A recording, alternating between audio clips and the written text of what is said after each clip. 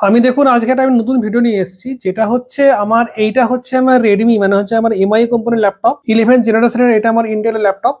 আমি এইটাতে আমার অলরেডি মেমোরি 1 টিবি লাগানো ছিল, কিন্তু আমার 1 টিবির একটু কম পড়ে আছে, তাহলে সেই কারণে আমি 2 টিবিতে আমি এক্সপ্যান্ড করব। তাহলে আপনারা দেখতে পাচ্ছেন যে এইটা হচ্ছে কিন্তু 2 টিবির WD 770 SN 770, এটা হচ্ছে গিয়ে এসএসডি। তাহলে এটাতে আমি ইনস্টল করবো। তাহলে পুরোনো যে আমার যে এসএসডি যেটা লাগানো আছে ওটা আমি প্রথমে খুলবো। আপনারা দেখতে পাচ্ছেন যে আমার এটাতে স্যামসাং এর আমার এসএসডি লাগানো আছে, এবং এটা আমি পরে লাগিয়েছিলাম। এটাতে প্রথমে আমার 512 জিবি এটাতে আমার ছিল। দেখতে পাবেন, দেখুন এইটা আমার স্যামসাং এর এসএসডি 980, মানে 980 সিরিজের আমার এসএসডি লাগানো আছে। প্রথমে আমি এই ব্যাটারি কানেকশনটাকে আমাদেরকে খুলে নিতে হবে।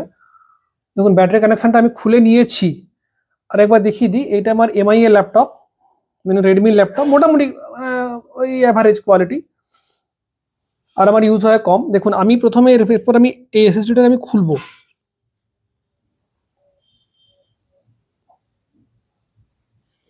খুললাম, জাস্ট টানলেই চলে আসবে।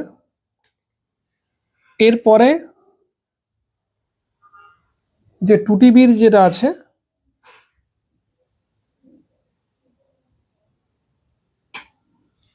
খুব সুন্দরভাবে চলে গেল, কোনো সমস্যা নেই।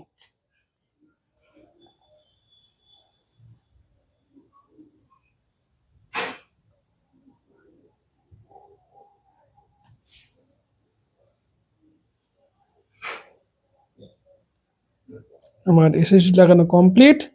অলরেডি আমি উইন্ডোজ 11 আমি পেন ড্রাইভে ইনস্টল করে নিয়েছি। উইন্ডোজ 11 কম্পিউটার, মানে যে ইন্টারনেট থেকে ডাউনলোড করে যে এটাকে আমি বুটেবল ড্রাইভ করে নিয়েছি। এরপর আমি এটাকে করব, মানে বুট করাবো। আমি আর ভিডিওটা আমি বাড়াচ্ছি না। আপনারা যদি ভালো লাগে লাইক করবেন, শেয়ার করবেন, সাবস্ক্রাইব করবেন এবং জানাবেন কেমন লাগলো।